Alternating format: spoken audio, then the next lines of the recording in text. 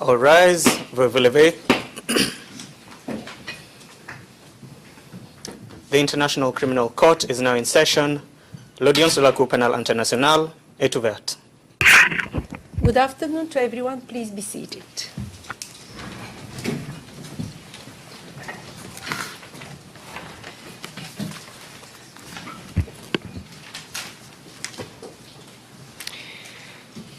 The hearing on the initial appearance is now in session. I would like to welcome everyone who is here today in the courtroom. Mr. Ongwen, good afternoon and welcome to this hearing. I also greet the prosecutor and her team and also the duty de permanence de Monsieur Ongwen également. And his team. I would extend my welcome also to the interpreters. Joma choy lo rekore lu teach court magitiu wara magi Officers, all of whom are diligently assisting us all in our work. Finally, I greet those in the public gallery and outside the court who join us here this afternoon. Before we resort to the actual subject matter of the initial hearing today, I would like to recall that the Chamber has authorized video recording and taking of photographs for 1.5 minutes, no longer. Accordingly, I will ask the court officer to please usher the photographers and cameramen, if any, into the courtroom. Thank you.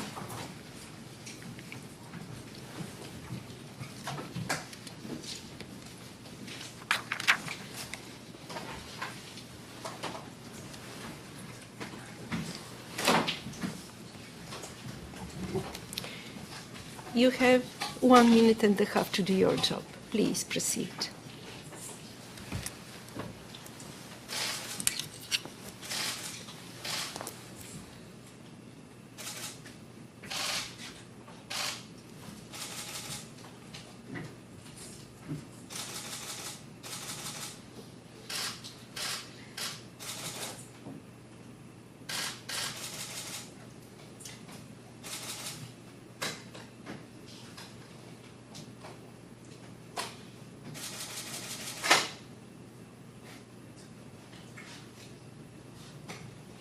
You may leave the courtroom. Good afternoon.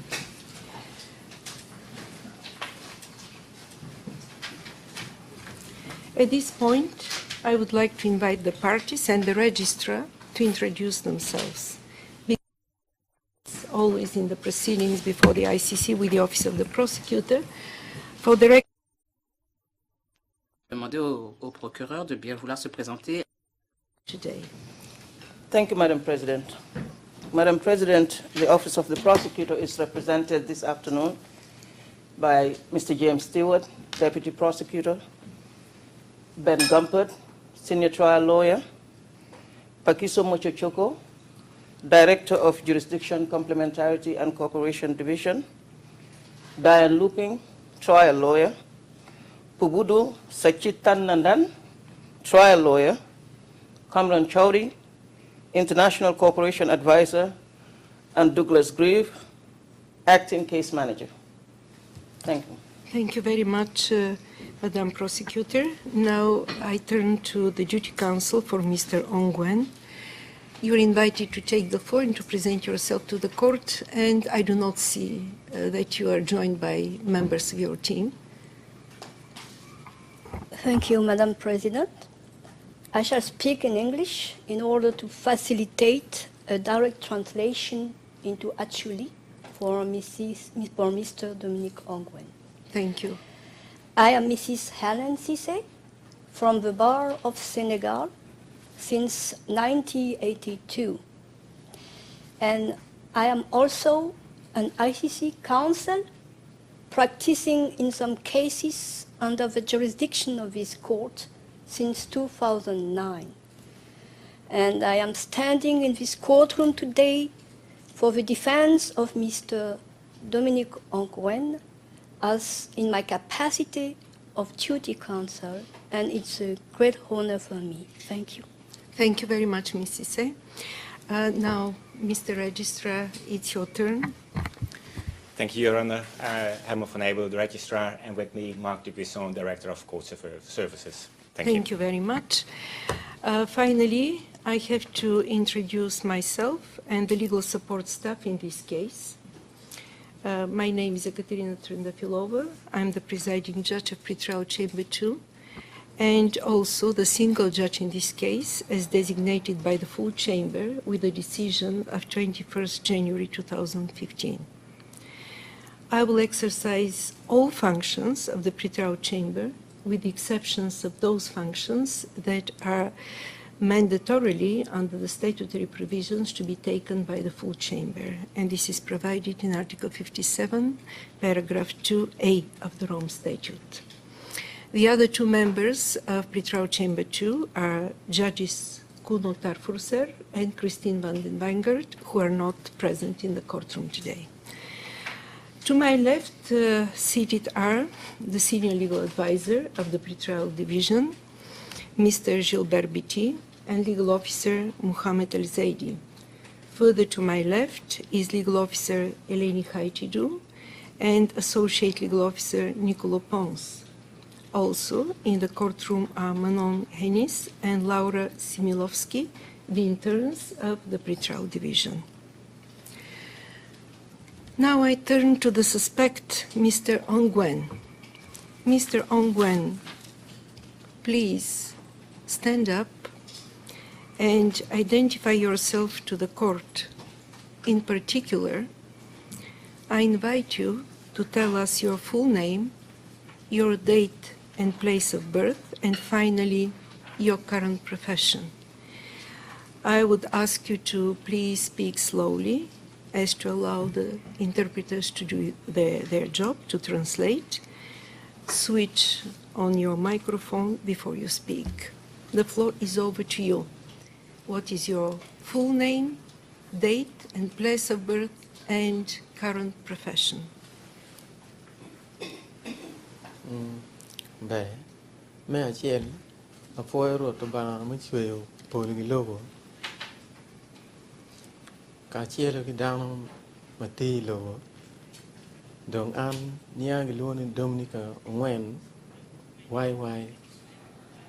An dano ma Uganda. Ke Uganda ti Northern Uganda. Ke Northern Uganda a gi Gulu. Ke Gulu gango ti Amoro district. In Kilak County. Kaber ma tere ma luoni chorom. Dong an gi nyala ma Pierre Bero via beach. Maka Pierre Boro via Boro. Metera lum. Ngati maka pa via Ngwen.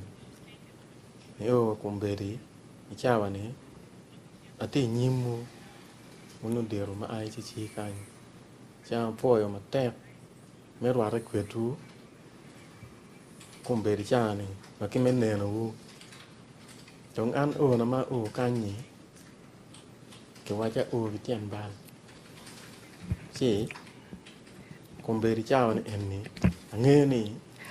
a moment, Mr. Ongwen. Now, my question is limited just to what you have already informed the chamber, apart from if you can tell me what is your current profession.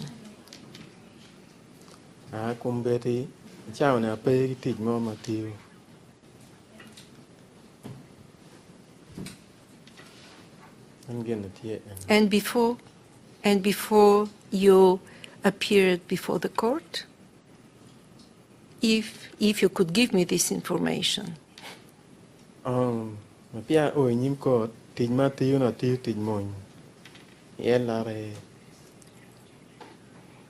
Thank you very much. You may be seated, Mr. Ongwen. Thank you. At this point, I have to address the issue of your language proficiency, Mr. Ongwen. The Chamber has already received a report from the registry last Friday indicating your language proficiency. Still, during this initial appearance, I have to hear from you personally, Mr. Ongwen, whether you fully understand and speak either of the two working languages of this court, French or English, or any other language, and which is that language. Although we have already heard your answers, thanks to the support of an interpreter, but I need to hear from you as well. What is the language that you fully understand and speak? Mr. Ongwen, would you respond to this question? Okay. Lem a loro mbe ana ye lem luo a lewe churi ni. Thank you very much. You may be seated. Again, from the report of the registrar from last Friday, the Chamber was informed that you have been provided with the services of an Acholi interpreter who is obviously assisting us today during this hearing. I would like to thank the registrar for making these arrangements because these arrangements are vital to one of the fundamental rights provided to Mr. Ongwen by virtue of Article 67, paragraph 1a, consistent with international human rights standards. And I'm fully satisfied now, duly satisfied, that this right of the suspect is safeguarded. The only point that I would like to make that language arrangements should be sustained, these language arrangements, for the whole duration of the proceedings before the court, so that the requirements of fairness of the proceedings are met. Having dispensed with the necessary preliminary matters, I will shortly explain the nature and the purpose of the initial appearance, which is meant to be informative for Mr. Ongwen and also for everyone in attendance today in and outside the courtroom. Elucidating the nature and purpose of today's hearing should also serve another objective, and it is to guide the parties to strictly adhere to the subject matter of the initial appearance and to refrain from engaging in issues which are extraneous to it. I have a question to the interpreter. Do I speak sufficiently slow as to allow the interpreter to do his or her job? Thank you. In particular, for Mr. Ongwen, who is not familiar with the procedure established under the Rome Statute, I should underline that the initial appearance is neither a trial nor a confirmation hearing. No evidence will be presented or collected today, nor will the issue of guilt or innocence be addressed, contemplated, or decided upon. The nature and purpose of today's hearing is governed by two provisions, two statutory provisions, namely Article 60, paragraph 1 of the Rome Statute and Rule 121, paragraph 1 of the Rules of Procedure and Evidence, which delineate the limited scope of the initial appearance. Thus, today the Chamber must satisfy itself that, first, you, Mr. Ongwen, are informed of the crimes which you are alleged to have committed. Second, that you are also informed of your rights under the statutory documents of the International Criminal Court. And finally, the pretrial chamber must set up the date on which it intends to hold the confirmation of charges hearing, pursuant to which the pretrial chamber in its full composition is going either to confirm or to decline to confirm the charges brought against you in the case pending before pretrial chamber 2. Therefore, now I will proceed consecutively with the three issues shaping the subject matter of today's initial appearance. First, this is the knowledge of the charges, of the counts that Mr. Ongwen has to be informed about. I would like to ask the court officer at this juncture to read out the counts as presented in the public redacted version of the warrant of arrest against Mr. Ongwen, which was issued on the 8th of July 2005. Thank you, Your Honor. Pursuant to the public redacted version of the warrant of arrest, registered as ICC 0204-010557, dated 8 July 2005, Pretrial Chamber 2 concluded that there are reasonable grounds to believe that Mr. Dominic Ongwen, together with other persons whose arrests are sought by the prosecutor, ordered the commission of crimes within the jurisdiction of the court, namely crimes against humanity and war crimes, particulars of which are set out in the following counts. First count.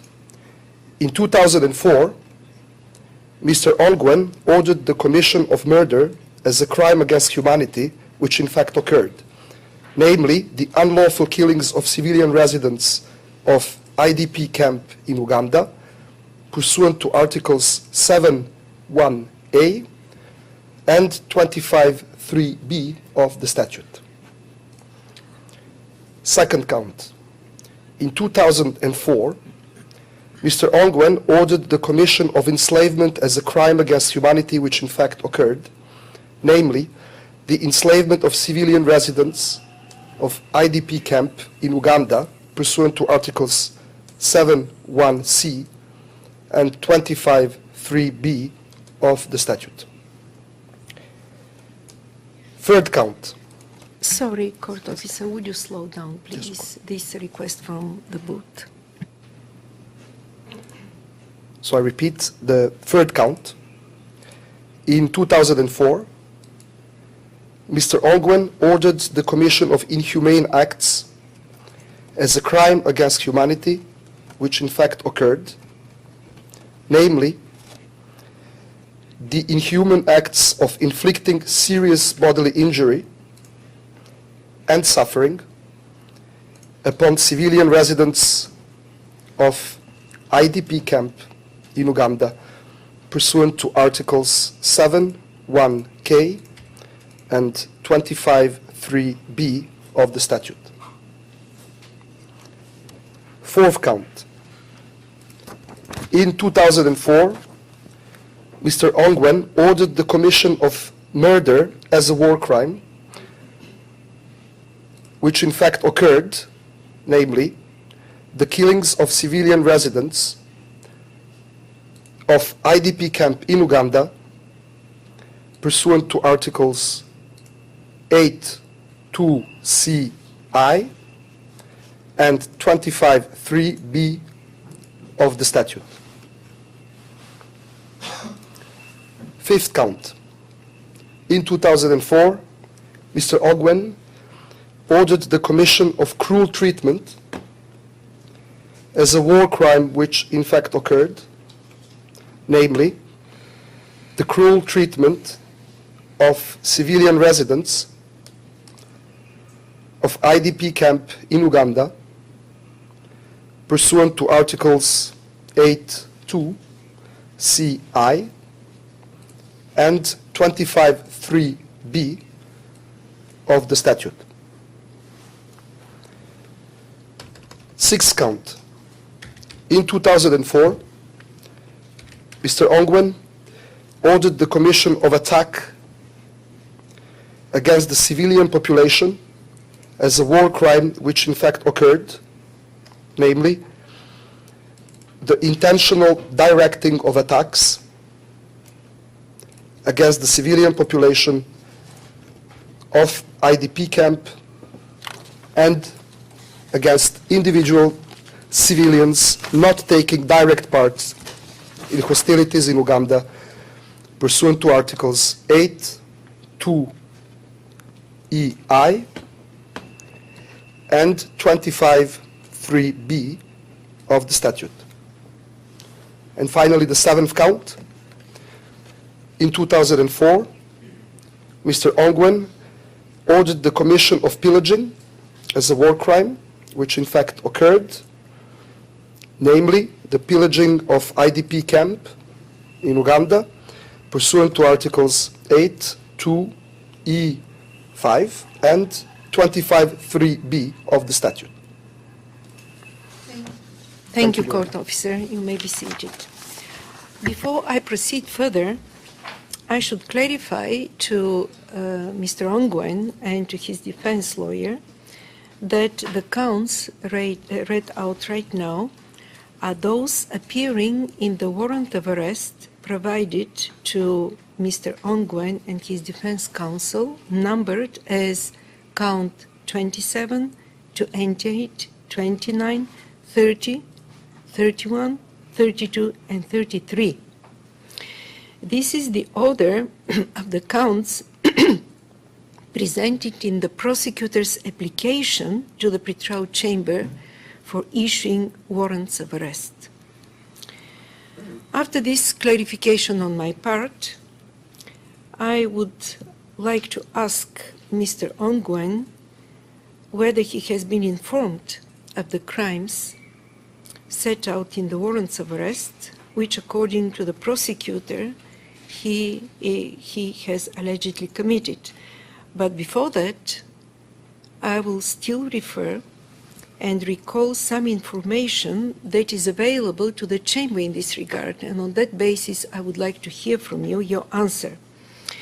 Again, I'm going to refer to the very useful report prepared by the registrar and his team from last Friday, according to which Mr. Ongwen has been provided with the warrant of arrest in two languages, in Acholi and English language, and you had sufficient time to acquaint yourself with the content of the arrest warrant for the limited purpose of today's hearing.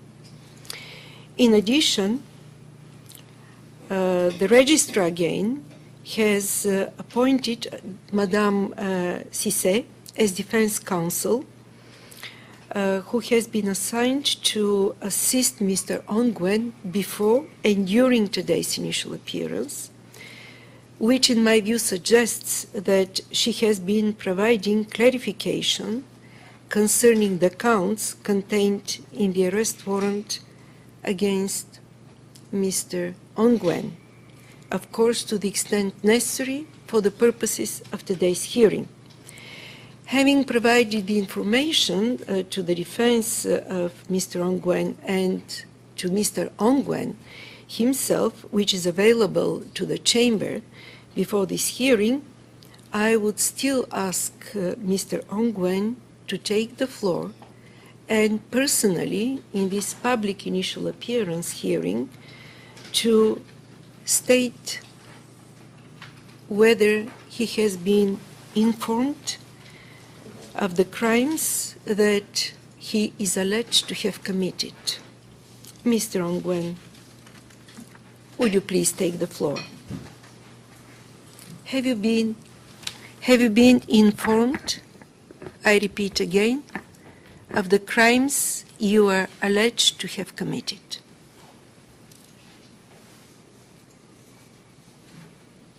Kenya,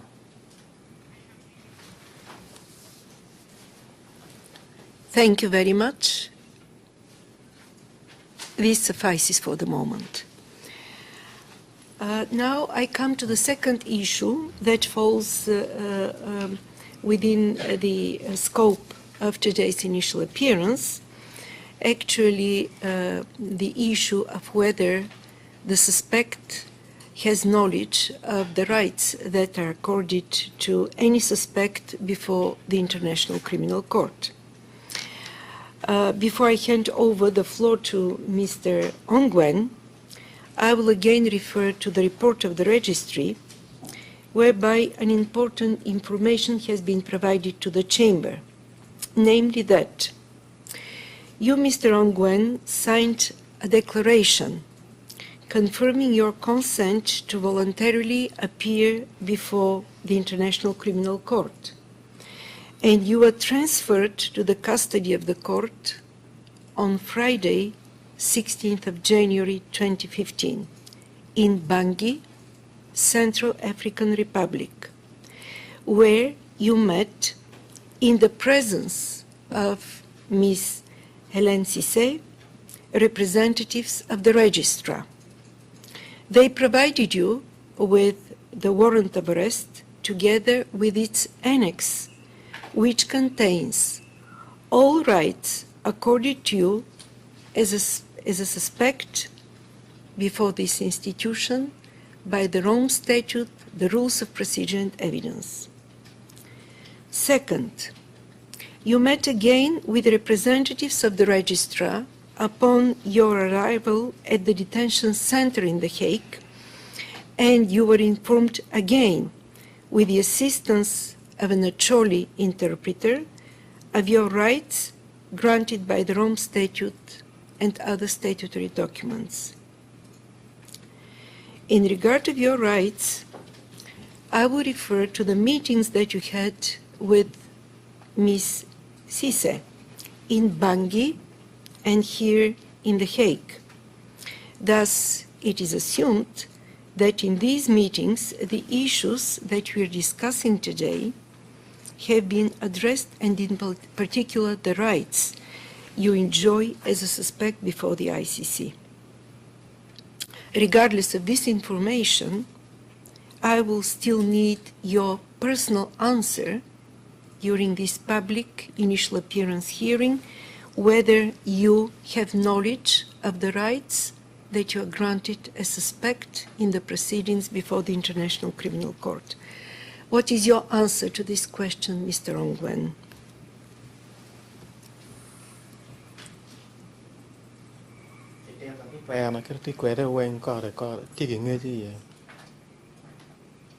Thank you very much.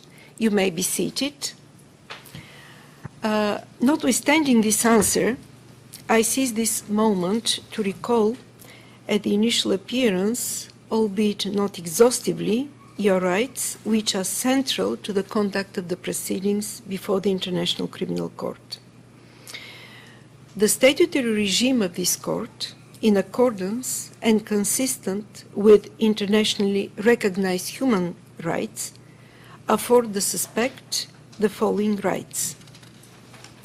Mr. Ongwen, you will be presumed innocent until proven guilty beyond reasonable doubt at trial, with the burden firmly placed on the prosecutor to prove your guilt. In line with this right, there cannot be a reversal of the burden of proof or any onus of rebuttal. Next, you have the right to be informed promptly and in detail of the nature, cause, and content of the charges in a language which you fully understand and speak, which in this case I understand is law or Acholi, as you clarified. This is an obligation entrusted on the court, which has already been triggered as soon as you came into the custody of the court. Next, you will have adequate time and facilities for the preparation of your defense. Also, you have the right to receive material which shows or tends to show your innocence or to mitigate your guilt, or also which may affect the credibility of incriminating evidence. You may put questions to and examine witnesses, This duly applies to the confirmation of charges hearing if the parties would request and the Chamber will agree to have the presence of live witnesses. You may make also unsworn oral and written statements in your defense. You have the right to be tried without undue delay. You also have the right at the confirmation of charges hearing to object to the charges, to challenge the evidence presented by the prosecutor, and to present evidence yourself. There will be no trial in case the charges are not confirmed, and the proceedings before the International Criminal Court will be terminated. You are entitled to waive your right to be present at the hearing on the confirmation of charges. Rule 124, paragraph 1 dictates.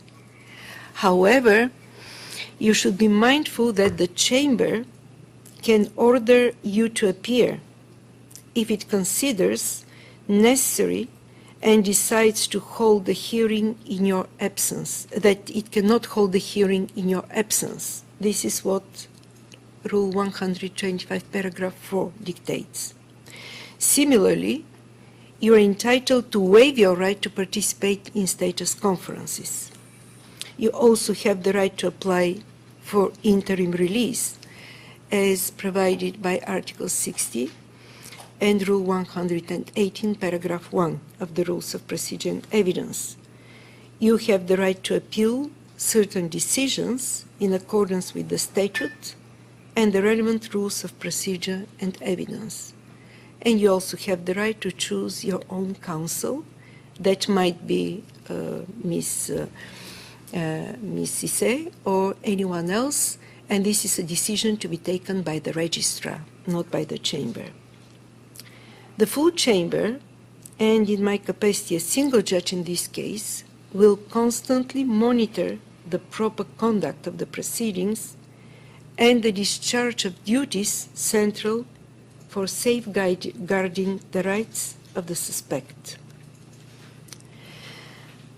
Finally, being satisfied that Mr. Ongwen has been informed of the crimes he is alleged to have committed and of his rights, as provided by the statutory documents of the International Criminal Court, I come to the third and last issue on our agenda, namely, setting the date for the confirmation of charges hearing.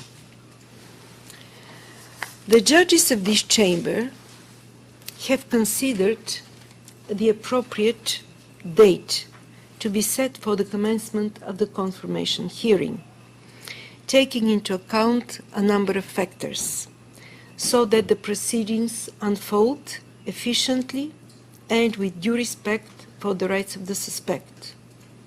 I will refer just to some of these factors. First and foremost, I should recall that this is the first and oldest case before the International Criminal Court. In this regard, it is useful to recall some major procedural developments relevant in the current case. It was on the 16th of December 2003 when the Republic of Uganda, with a letter of referral, seized the International Criminal Court with the, and I quote, situation concerning the Lord's Resistance Army, quotation closed, in northern and western Uganda. Following an investigation conducted by the Office of the Prosecutor of the International Criminal Court applied to the pretrial chamber for the issuance of warrants of arrest against 5 leaders of the Lord's Resistance Army, including Mr. Dominic Ongwen. This application was made on the 6th of May 2005. Having analyzed the prosecutor's application and related material in light of the conditions that have to be satisfied, all of them or one of them, under Article 58 of the Rome Statute, On the 8th of July 2005, the same year, Pretrial Chamber 2 issued a warrant of arrest against Mr. Dominic Ongwen. Thus, since the issuance of this arrest warrant, almost 10 years have elapsed. Obviously, this factor will require some period of time for the parties, in particular for the prosecutor, to organize her office according to these new developments and to prepare for the confirmation of charges hearing.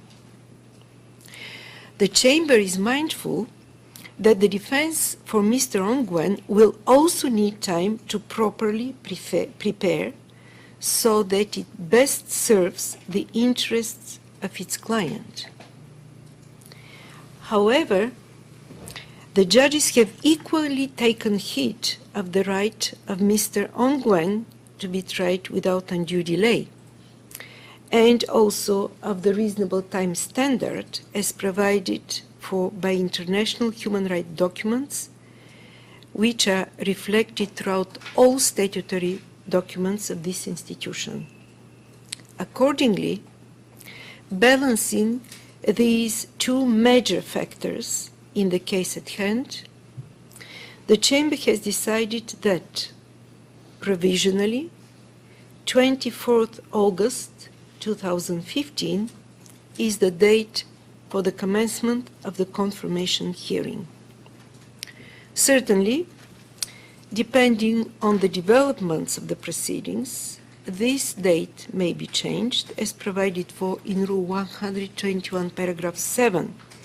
This could be done by the pretrial chamber upon request of either party or both parties, or proprio motu, on the motion of the pretrial chamber itself.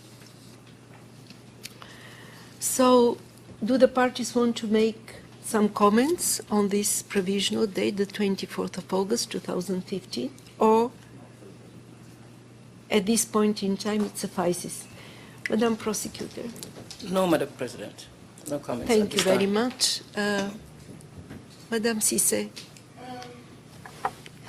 Well, I think that the date is good enough for us.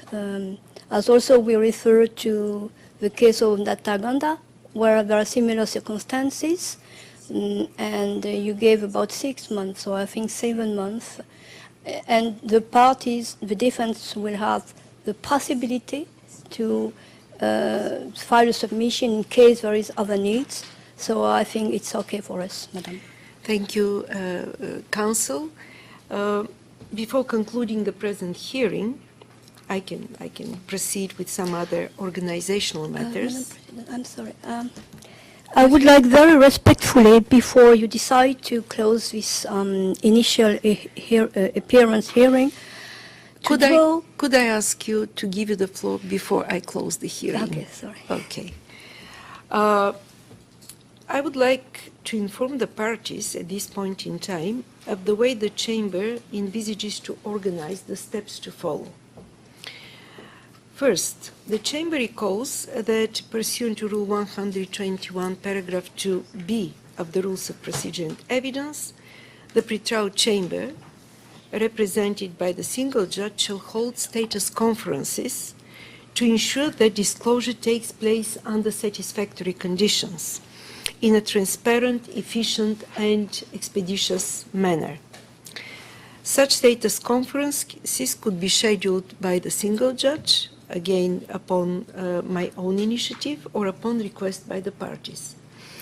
In the decision for this initial appearance, I have already decided to convene a status conference with the prosecutor the day after tomorrow, Wednesday, the 28th of January 2015, only in the presence of the prosecutor, in order to discuss some disclosure issues, evidence issues, and mainly protective issues. The team of the prosecutor has already been invited in the pretrial courtroom, and I will kindly ask the registrar to make arrangements for this status conference.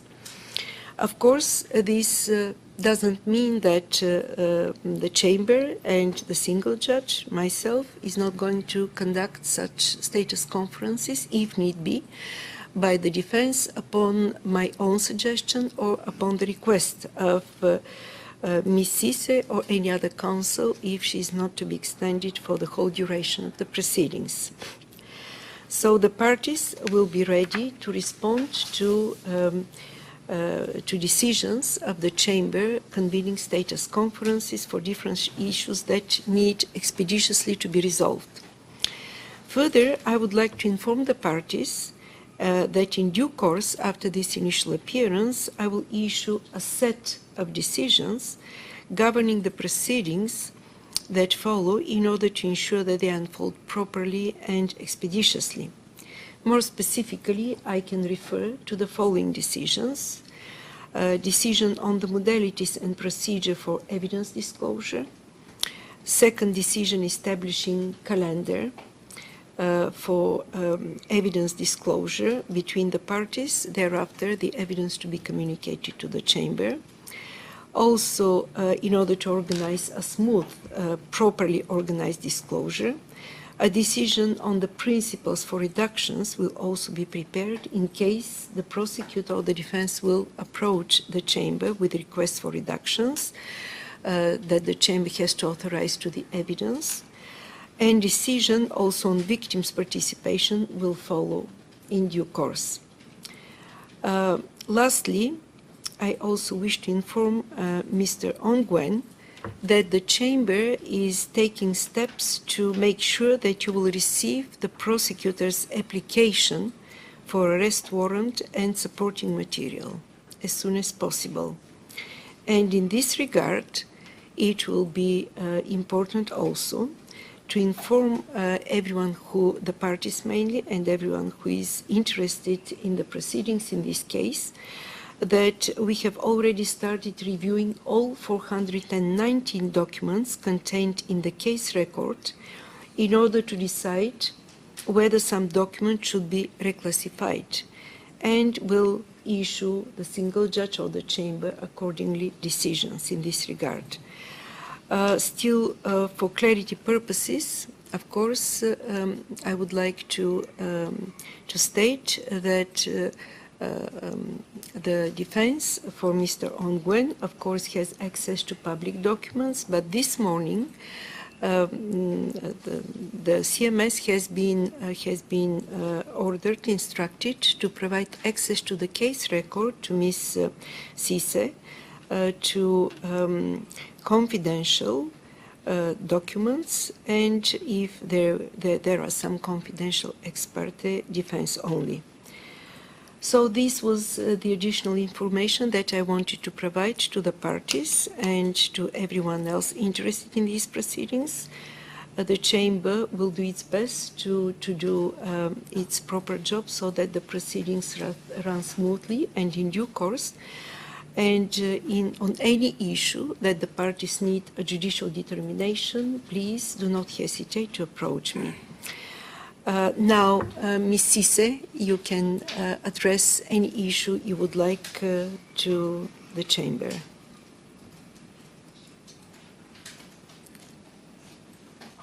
Thank you, Madam President.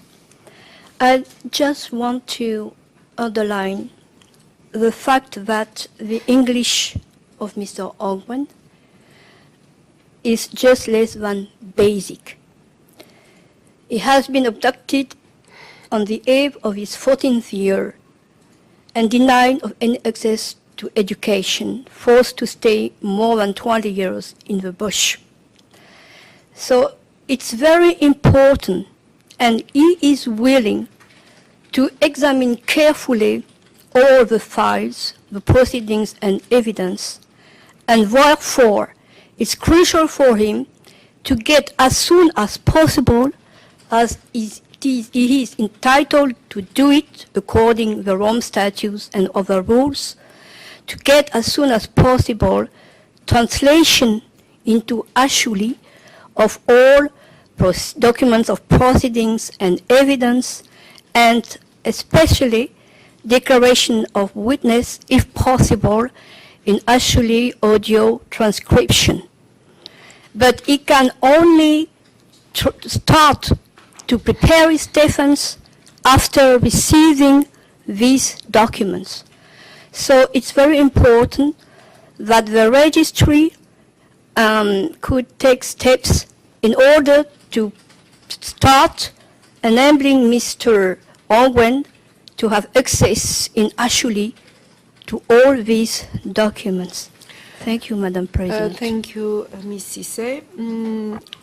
This chamber has established its approach to the interpretation of the relevant statutory provisions that you're referring to, and I'm going to issue a decision in this regard quite soon. And you will see that the core documents and piece of evidence in principle are translated, and we are going to discuss this issue because these are the vital rights of Mr. Ongwen. Whether absolutely everything will be translated is an issue on which I'm going to decide. So are there some other issues to be raised by the parties or by the registrar? No, then I would like to thank the parties, the registrar and his team. I would like also to thank, as always, the interpreters, the court officers, the court reporters, the security officers, the court staff. Also, I would like to thank Mr. Ongwen for his respectful behavior. And on this, I pronounce the hearing on the initial appearance of Mr. Dominic Ongwen closed. All rise, vous vous levez.